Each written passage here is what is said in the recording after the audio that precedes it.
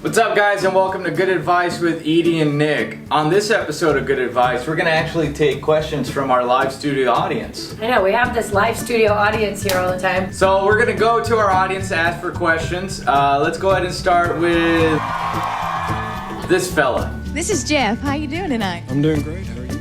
Thank you. Where are you from, Jeff? I'm from Dallas, Texas. Dallas! All right. Here's my question.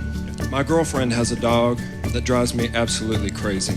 And it's getting to the point where it's either me or this dog, but I don't know how to tell her. This is our studio dog. If somebody gave me an ultimatum and they were telling me, hey, it's gonna be me or your dog, when I got my dog, I made a commitment that I was gonna take care of it.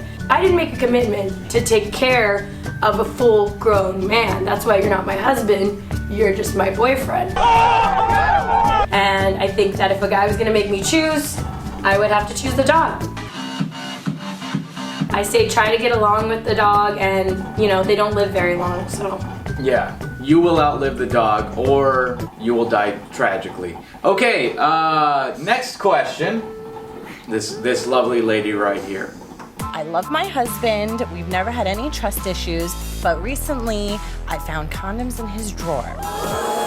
He said that he got them from a coworker from his new job for closing his first big deal.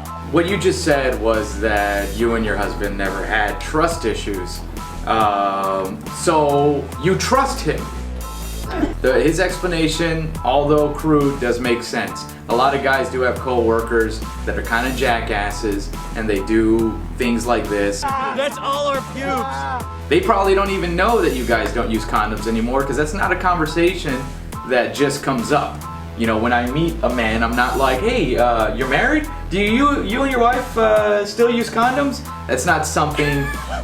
Now, before we hire you, Yeah. do you and your wife Do still you and your wife condoms? still use condoms? Just wondering. So, you gotta understand that that piece of information is only between you and your husband mostly. It's not known unless you announced it in the news.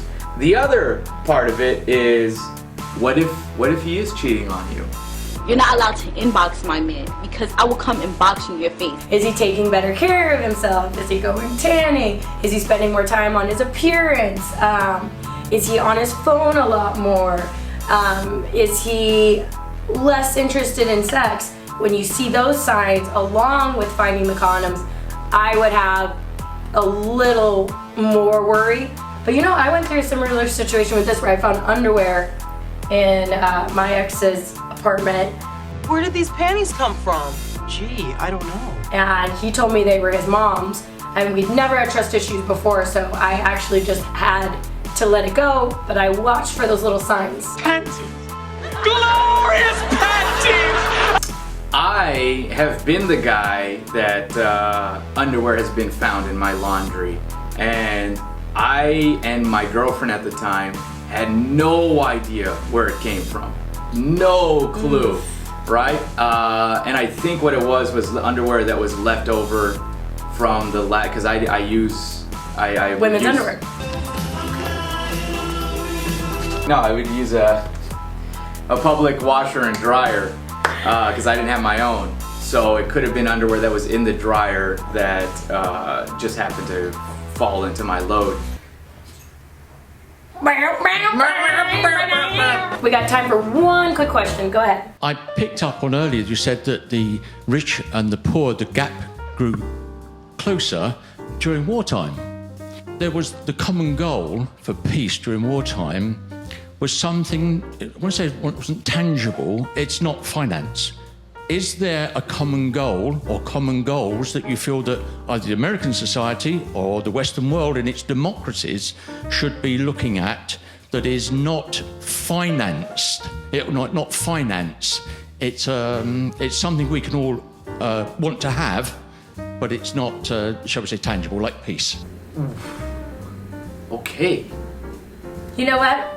I got this. I used to be a pageant girl. I'm super excited because I do pageants.